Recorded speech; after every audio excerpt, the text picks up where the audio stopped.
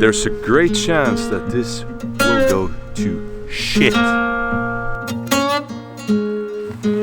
There's no way in hell.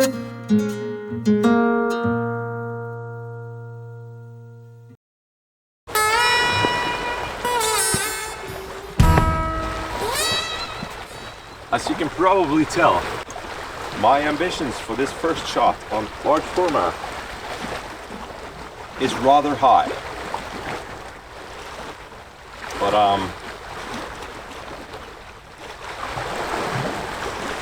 there's only one way to find out if it works. I really must admit that I am struggling with composing upside down, and yeah, I am struggling. I'm not gonna lie.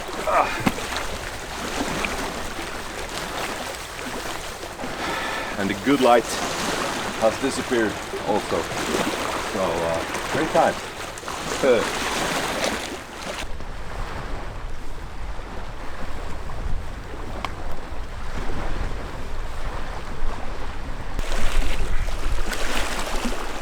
You gotta love these frickin' Sony batteries.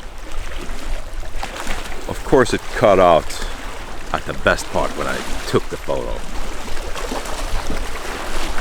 Anyway, I have taken the shot.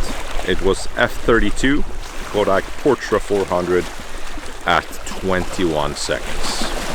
There's not a snowball's chance in hell that that photo will turn out.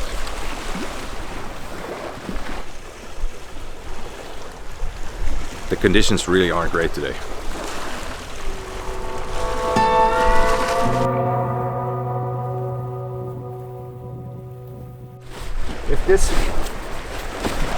If this actually works, I'm never going to complain about anything for as long as I live. What I'm doing on my digital camera is that I'm making sure that the difference in highlights and shadows aren't too big. So the highlights doesn't go too many stops above and the shadows doesn't go too many stops below. So right now the darkest part of that image should, if everything's done correctly, should be about a stop under, and the highlights about one stop over. And the sea should be more or less middle grade, if everything's gone as my brain thinks it has. It hardly does. Just ask my better half at home.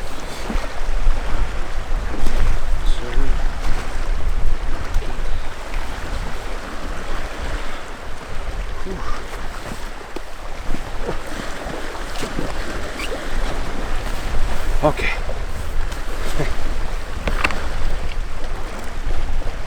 Maybe we should add the important stuff.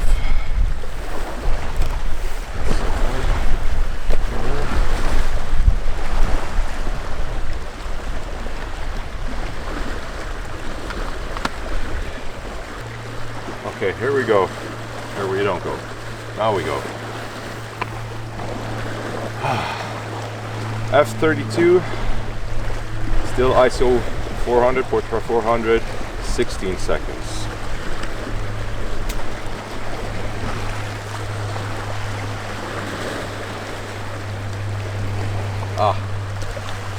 There's a freaking ferry going across. That was not in my, that wasn't part of my plan. Okay. There was a large ferry going across. That wasn't part of my plan for this composition. Check the exposure again just to make sure nothing's changed significantly.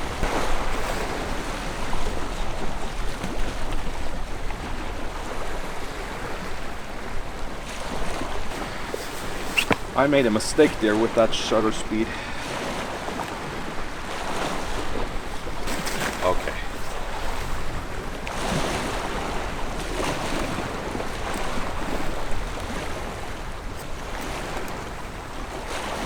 A fourth of a second. There we go.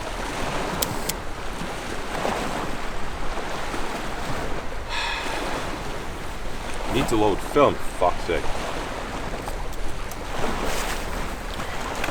Now we're starting to stress out. Okay, now you need to just freaking relax, Alex.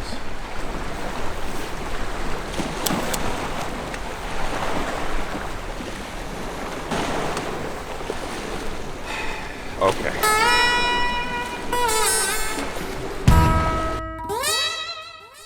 Now I really need to calm down. You saw I made a bunch of tiny little mistakes there because it's going too fast. My mind is thinking digital. Thankfully it has stopped raining.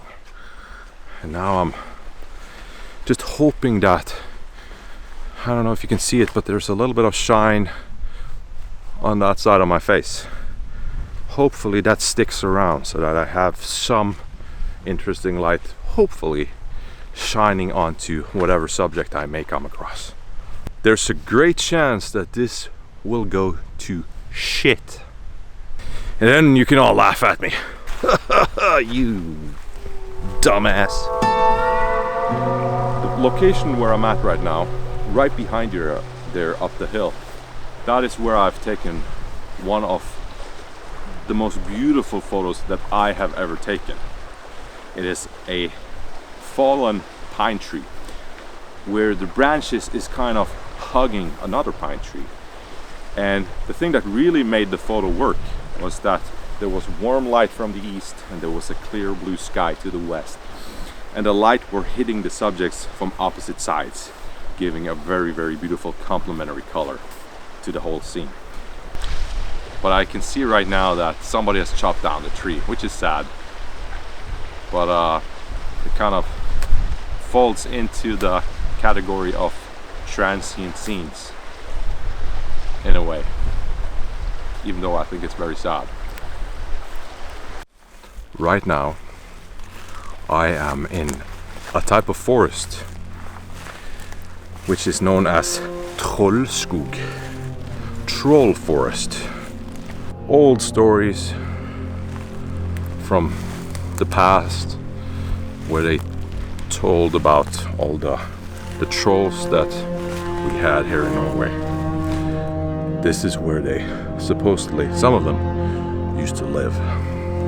It really doesn't take a lot of imagination to understand why they thought so, because there's a lot of these old gnarly pine trees that really looks a bit spooky if you catch them in the right light and from the right angle and all that. It kind of looks a bit weird. I must admit, there is a very eerie atmosphere in this part of the forest. It wasn't like this further down.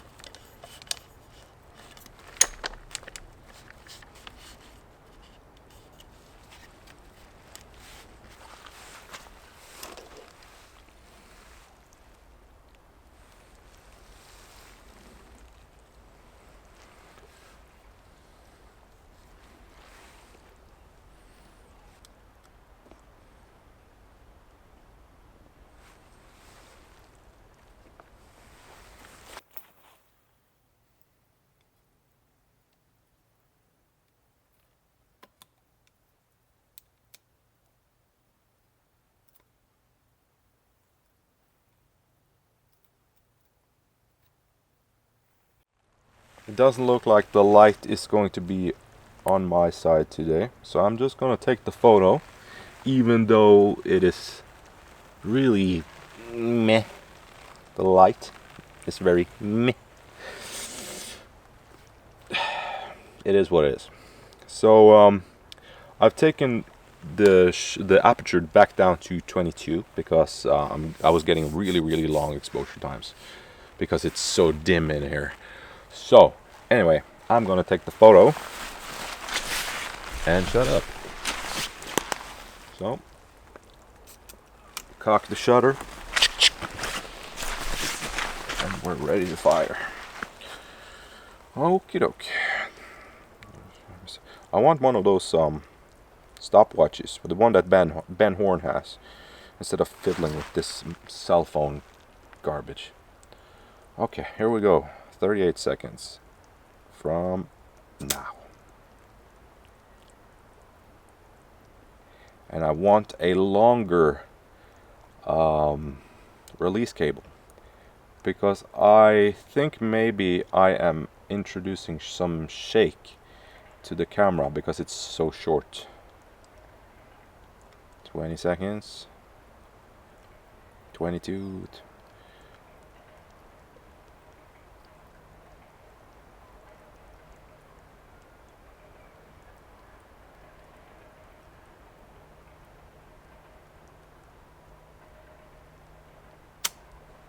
There we go. I forgot to pull the dark slide out.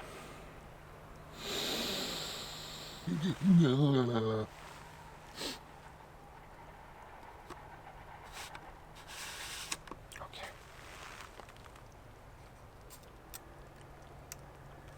Shutter's cocked. Try again. Put it under there, as all the pros do. Okay, here we go. 36, 37, 38. Here we go. That's it. Turn this around.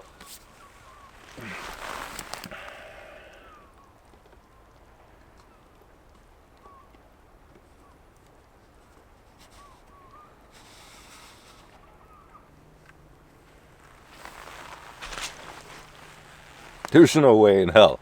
There's no way in hell that this is going to work out. No way in hell.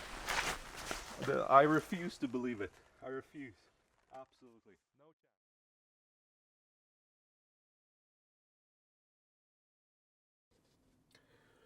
So today was supposed to be this epic film reveal where I pull one sheet out after another, check the exposure, and you will have the genuine expression when I notice if they're good or not. Be like, woo! But no. When I came there, I was handed this archival folder thing. I'm not really sure of the English terminology, sorry. And the first thing he told me was that the exposures looked very good. And I was like, thank God. And he's been doing this for longer than I have lived, so I suppose that he knows what he's talking about. I've been looking at them, and to my untrained eye on film negatives, they appear fine, but who knows. But just because the exposures are good doesn't necessarily mean that the photos are good. And there's only one way to find out, and that's to go inside and scan them, which I am on my way to doing right now. What else? I got myself a longer release cable. I mentioned that I was suspecting that I was introducing shake to the camera because of the short release cable, and he totally agreed on that. So yeah, got this really nice release cable. I think this is some vintage thing. It looks really great. Very little wear and tear to it. But anyway, I'm gonna be quiet now and cross my fingers that these photos are good. Please. Oh, it would have been so nice. I'm gonna start off by saying, man, I had such a hard time scanning these and getting the colors right. And by that, I mean that there were some odd colors that I didn't expect. And I'm not talking about the characteristic look of this exact film, but I do expect that because of the long shutter speeds, it may have amplified some ambient light that you don't see as easily with your naked eye. Other than that, I don't think this first shot was too bad. Maybe not the most intriguing subject, but I was very drawn to the diagonal lines in the rock. I notice also that I have placed the focus a little too far into the scene, rendering the foreground a bit soft. All in all, I don't think it's a bad first shot on this 4x5 camera. This second photo turned out way different than what I thought it would. It has really emphasized the blues and pinks in the scene, but the shadows became a bit too strong for my taste, making the image look unbalanced on the left side. The focus was better in this one, making it sharp from front to back. All in all, I don't think it's too bad, but because of the shadows, it's a no for me. Now this one looks like a mess. It was very pleasing to the naked eye while I was standing there, but I obviously weren't able to bring that across to the film. Too many lines in all directions, and really flat undynamic light. But all in all, I had a great time, and I'm just happy that I was able to get the exposures right, more or less. And with this in mind, I am much more relaxed and confident in my future trips with this camera. Let me know what you think, and thanks as always for watching. See you next time.